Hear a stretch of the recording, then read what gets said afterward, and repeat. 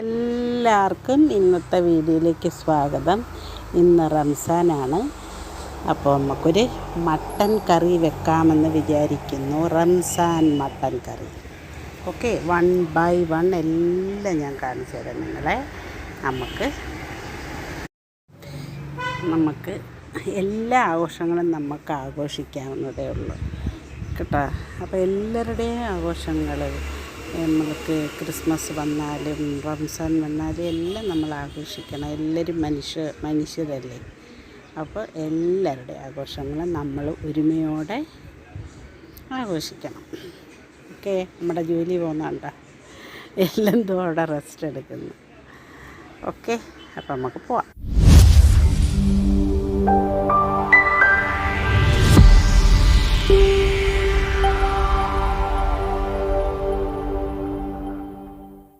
കടായി അടുപ്പിൽ വെച്ചിട്ടുണ്ട്.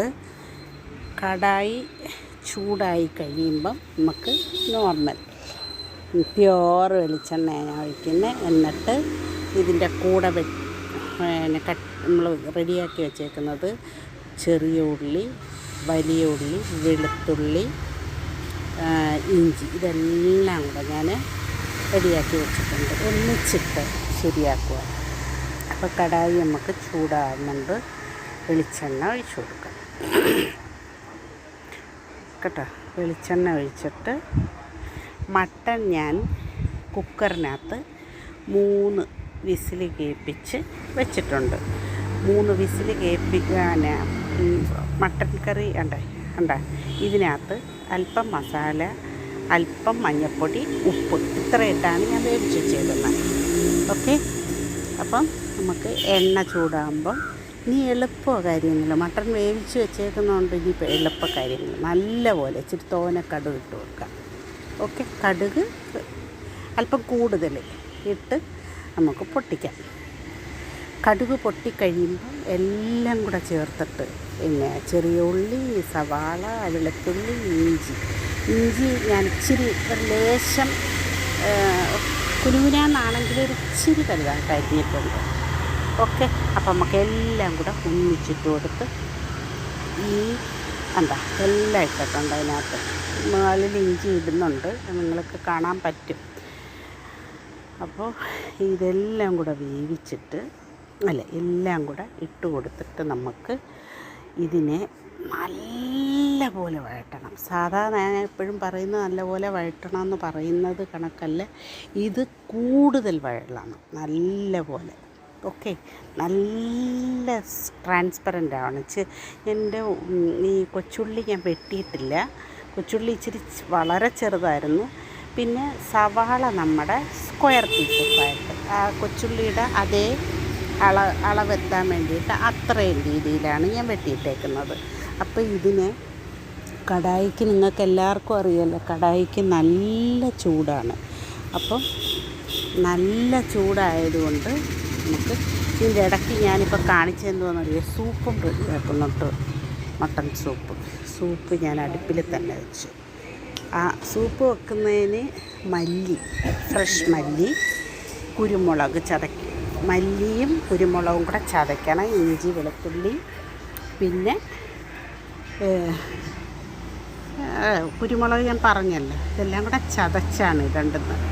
അതായത് കലത്തിൻ്റെ 3/4 ഭാഗം വെള്ളം വെച്ചിട്ട് കലത്തിന് 1/4 ഭാഗം ആക്കിയെടുക്കും. രാവിലെ ഞാൻ ഇട്ടതാണ് സൂപ്പിന്, രാത്രിയിൽ കുടിക്കാൻ വേണ്ടിയിട്ട്. അപ്പോൾ അതിൻ്റെ ഇടയ്ക്ക് നമുക്ക് ഇത് ഇച്ചിരി വെള്ളം നമുക്ക് കറിവേപ്പില ഇട്ട് കൊടുക്കാം.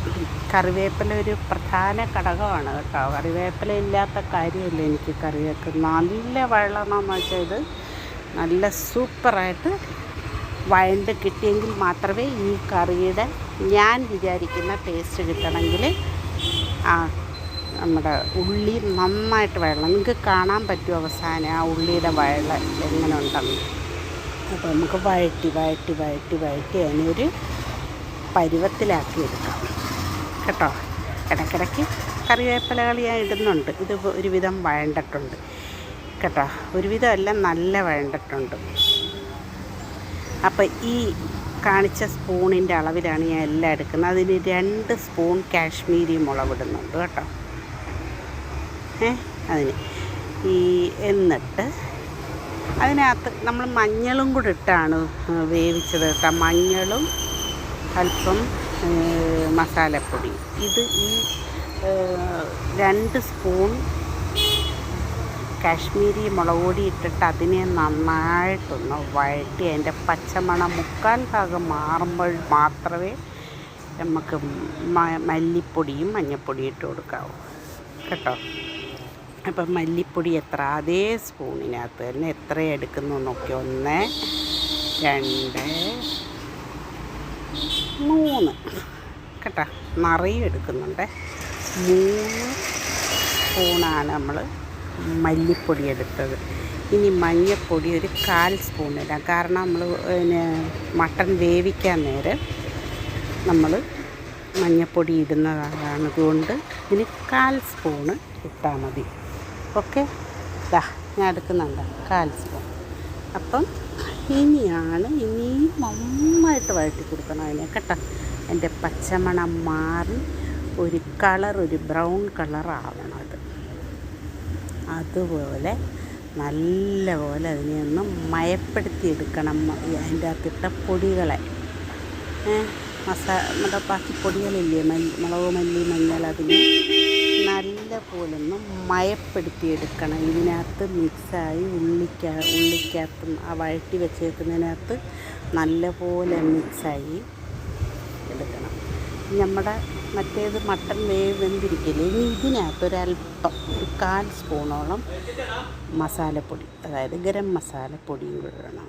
എന്നിട്ട് ഇതിനകത്ത് നല്ലപോലെ ഇതിനെ ഒന്ന് മിക്സ് ചെയ്തെടുക്കണം. നല്ല മിക്സാവണം. ഈ വഴണ്ട സാധനത്തിനകത്ത് നമ്മൾ എന്തൊക്കെ ഇട്ട് കൊടുത്തോ അത്. ഇതെൻ്റെ പച്ചക്കറി, നമ്മുടെ ഇന്നത്തെ വീട്ടിലെ എടുത്ത പച്ചക്കറി, അത് ഞാൻ ഒരു മെഴുക്ക് പുരട്ടി ഉണ്ടാക്കും. അതവിടെ ഇരിക്കട്ടെ, അതൊന്നും നിങ്ങളെ കാണിക്കുന്നില്ല. അപ്പം വഴറ്റിക്കഴിഞ്ഞതിന് ശേഷം നമ്മുടെ മട്ടൺ വേവിച്ചത് എടുത്ത് ഇതിനകത്ത് തട്ടിക്കൊടുക്കണം. അതും നല്ല, എന്ത് നമ്മൾ ചെയ്താൽ അത് എല്ലാമായിട്ടൊന്നും മിക്സ് ആവണം നല്ലതുപോലെ. ഓക്കെ, നല്ല പോലെ. ഈ കളർ ഇതിനകത്ത് കാണുന്നെങ്കിൽ യഥാർത്ഥത്തിൽ ഇതല്ല കളർ കേട്ടോ. നോക്കുക, നല്ല സൂപ്പർ മട്ടൺ കറിയായിരുന്നു.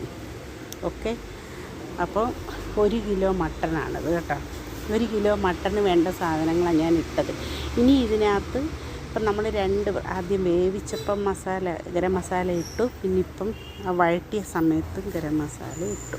ഇനി ഒരു പ്രാവശ്യം കൂടെ ഞാൻ നോക്കെ ആ കുക്കർ നമ്മൾ വേവിച്ചതിനകത്ത് ഇച്ചിരി വെള്ളം വെച്ചിട്ട് അതൊന്ന് ചൂടാക്കിയിട്ട് ഇതിനകത്ത് ഒഴിക്കാം കേട്ടോ. അപ്പം അതിനകത്തുള്ള അംശങ്ങളെല്ലാം ഇതിൽ കിട്ടും. കുക്കറിനകത്ത് പിടിച്ചിരിക്കുന്ന എൻ്റെ സത്തില്ലേ. അപ്പോൾ ഇതിനെ തിളക്കട്ടെ. തിളച്ചൊരു നല്ലൊരു കളറാവും, നല്ല മണവും. ഇടയ്ക്കിടയ്ക്ക് വേണ്ടുന്ന കറിവേപ്പില ഇട്ട് കൊടുത്തോണേ. കറിവേപ്പില ഒരുപാടുള്ളവർ ധാരാളം ഇടാം, ഒരു കുഴപ്പമില്ല, നല്ല. നമുക്ക് ഇനി അടച്ച് വെച്ച് ഇതിനെ ഒന്ന് പരുവപ്പെടുത്തി. യഥാർത്ഥത്തിൽ മട്ടൺ വെന്തിരിക്കുകയാണ്, ഇതിൻ്റെ കൂടെ മിക്സ് ആവുന്നതാണ്. ഇനി നോക്കേ, നമ്മുടെ മട്ടൺ ഇനിയും കുറച്ച് വറ്റാനുണ്ട്. ഇനി കുരുമുളക് പൊടിയാണ് നമ്മൾ ഇടുന്നത്. കുരുമുളക് പൊടിയായിരുന്നു നോക്കി, ഒരു 3/4 സ്പൂൺ കുരുമുളക് പൊടി ഇടുന്നുണ്ട് കേട്ടോ. കുരുമുളക് പൊടി ഇടുമ്പോൾ ഇതിൻ്റെ കളറിന് അങ്ങ് വ്യത്യാസം വരും.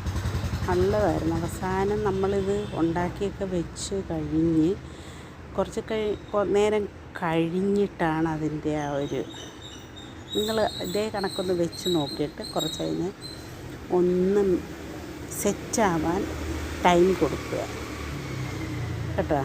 അപ്പോൾ അടിപൊളിയായിരിക്കും. ഇനി നമ്മൾ വെച്ച് അതിനെ ഒന്ന് ചിക്കനും ഈ മസാലകളും എല്ലാം, ചിക്കനല്ല മട്ടനകത്ത് ഇതെല്ലാം ഒന്ന് മിക്സാവണം. എല്ലാം ആ മട്ടനകത്തോട്ട് പിടിക്കണം. ഓക്കെ, അപ്പം അതുവരെ നമ്മൾ വെയിറ്റ് ചെയ്തേ പറ്റും.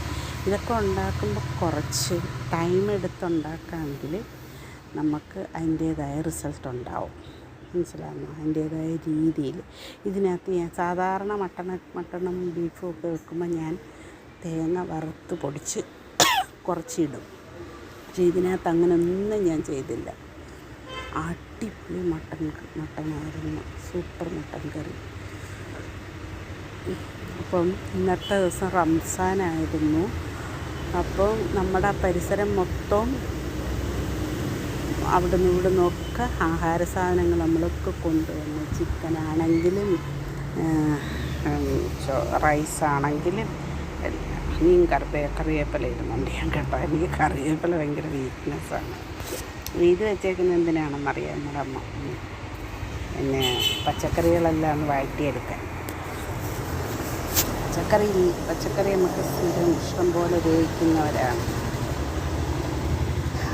അപ്പോൾ മട്ടൺ നിങ്ങൾ ഇതേ രീതിയിൽ കടായിൽ വെക്കാമെങ്കിൽ ഇച്ചിരി കൂടെ നല്ലതാണ് കേട്ടോ. കാരണം ചെറിയ തീയിലിട്ട് നമുക്ക് സെറ്റാക്കി പതുക്കെ തീയിട്ട് അതിനെ എടുക്കാൻ പറ്റും.